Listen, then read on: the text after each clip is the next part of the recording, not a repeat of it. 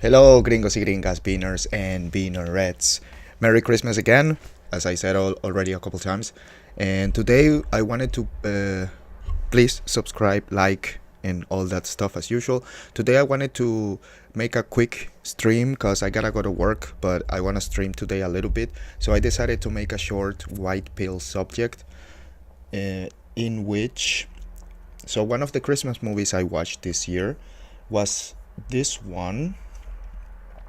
This movie called Joël Noël is a French produced movie that shows the glimpse of the story of the Christmas Truce of 1914, in which in the movie is Scottish, French, and German soldiers come together to have a truce for Christmas.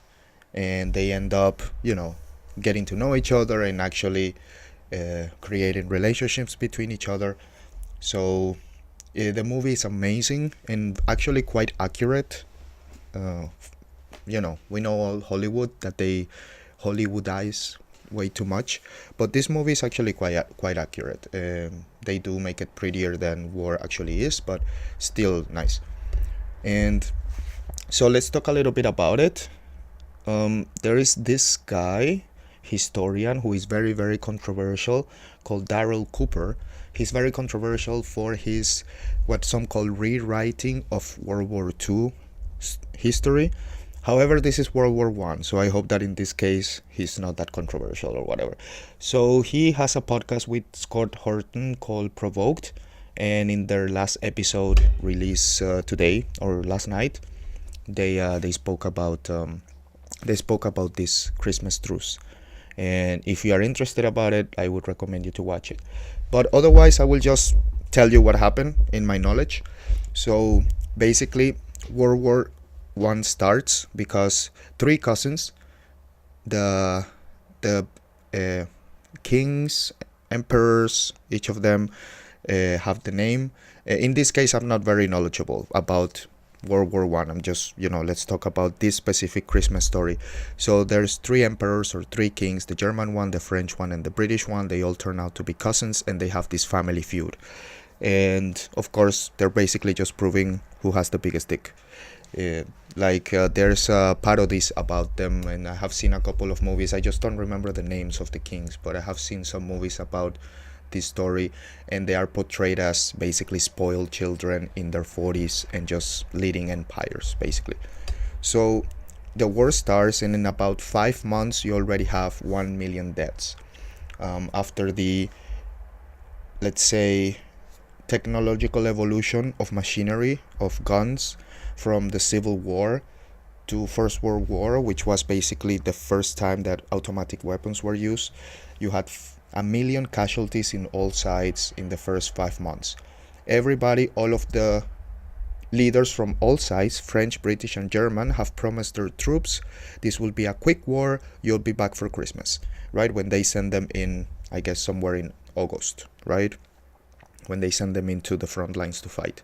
But of course, they don't know at this point that the war is about to last 3 years longer, but also they are there, they find themselves there, and they're not even have the chance to be replaced in the front line. So yeah, way longer than they expected. And the story goes that all across the front lines you had Germans and British and French just during Christmas just singing their own native Christmas carols. By then, some of them were international, like Silent Night, which is a German Christmas carol.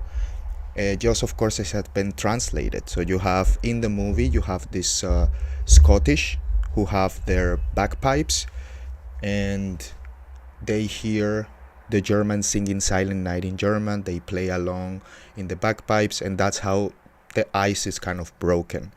And the story, as Daryl Cooper says it, this is one of the catalysts. All like in the movie, it was Christmas trees. They showed several catalysts or how they broke the ice. That doesn't mean that in this specific case, like in several of the cases across the whole front line, sometimes it was just the songs, sometimes it was just placing Christmas trees on top, or Daryl Cooper even said that they were stick the bayonet on the ground, put the helmet on top with candles and this kind of stuff, and that's how the ice was broken. And obviously, in this specific movie, what they say at the end is that um, they they split it, this specific regiment, from all sides, from the German, the French, and in this case the Scottish. They were split it and sent to other places. So basically, try not to spread the cheer, right? Let's keep everybody unhappy. That's the view of the generals, in this case the military generals, and probably also of the kings, these spoiled cousins. And yeah, apparently it was not necessarily like this because it was all over the front line. So in each case, it was specific situations. Some movements were started even where some people had the small hope that this would be a catalyst to stop the war. We all know that it wasn't like this, and it was purposefully not like this, because after this problem was solved to the eyes of the generals, that the fraternity, they were treating each other like humans. What a problem. So they, every Christmas since then, they kept a close eye so that this wouldn't happen again. So yeah, it's an amazing story. Watch the movie, please, or documentaries about it. Extremely white pill. It will make you feel very good about humanity in these very, very dark days.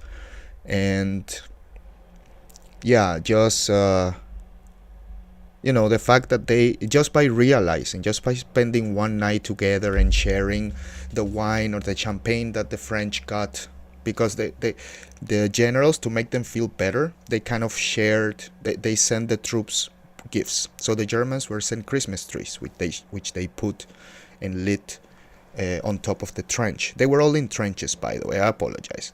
This is spontaneous. They were all in trenches by this time, and not like super good trenches, just recently built. The war has been there only 5 months, so there's no. In the movie, it shows already that there's some kind of construction infrastructure, but in the first 5 months, it was just a hole in the ground. Then after a couple of years, it becomes that. But in this moment, it wasn't like this. And so the Germans got Christmas trees, the French got champagne, and the Scottish, I don't know, they got something or whatever. They started sharing with each other. Here's my champagne, and some hot chocolate, and cigarettes, and all that stuff. And so already on the first night, they broke this ice. And also, it started slowly spreading and making no sense that these are all Catholics, sort of the same religion, the same looking people, just different. The only thing that they have apart is the language, but they are just all white people, all Christians, Catholics. And during the movie, this was not mentioned in the podcast, during the movie, one of the, let's say, medical aides, I think of the Scottish ones, was a priest, and he even officiated a Christmas mass. And back then it was all done in Latin, so everybody, French, Scottish, and Germans, repeating what the priest was saying. Now it's in English, like, and God will be with you and also with you, everybody repeats. Back then it was all done in Latin, so everybody, all the soldiers, repeating the same. To this part they understood, so they had this Christmas mass. And they developed some kind of they started treating each other like humans, showing each other pictures of their wives, and this is my kid, and beautiful. It's beautiful. The generals developed also a relationship, helped each other. The German, not general, but like the leader of the troop in the movie. Sorry, in the movie, the leader of each of the troops. The German one was married to a French, and the French one, his wife was in German territory. So they had this kind of things in common, and it's just an amazing white pill movie and story in general that's gonna make you feel amazing about humanity, which is very hard to find examples that show this nowadays. So yeah, I do have to go and get ready for work, and that's actually pretty much the story. We know what happened in the end. It became brutal war, and yeah, uh, that ended with the death of probably around 40 million people in 3 years. So horrible, horrible. But we have a glimpse of the sun in this dark, cloudy sky, in this very, very lovely and heartwarming story. So I definitely recommend it to everyone. Anyway, we're gonna keep it short. 12 minutes. Fuck it. Done. I did the stream, and I still need to do the thumbnail and stuff. So yeah, let's just keep it like that. That's pretty much the story without going into specific detail of why the World War One started and who were the kings and all that stuff, and the politics and the investment, why when the United States went in, all that stuff. We're not talking about that. It's just about this white pill story, because everything else is just horrible, man. Everything else I say about this war is just gonna black pill everybody anyway. So let's just keep it white pill. There was this one time during a couple of days, in some times longer than days. In the movie it takes 2-3 days, but according to Daryl Cooper, all across the front line, sometimes it took weeks.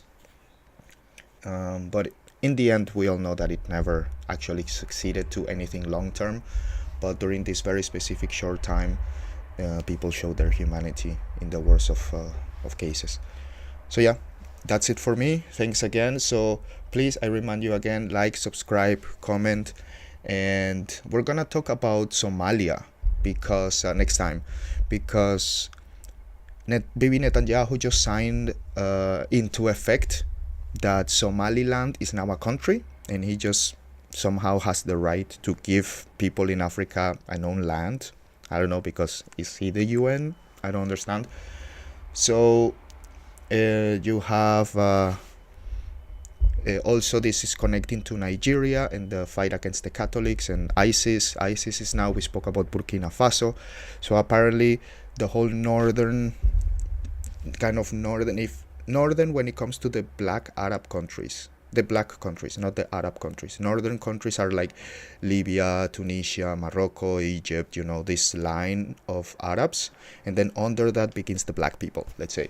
So on the very north of the black people, Mali, Niger, Kenya, and Somalia, Sudan, all of this area is connecting to each other.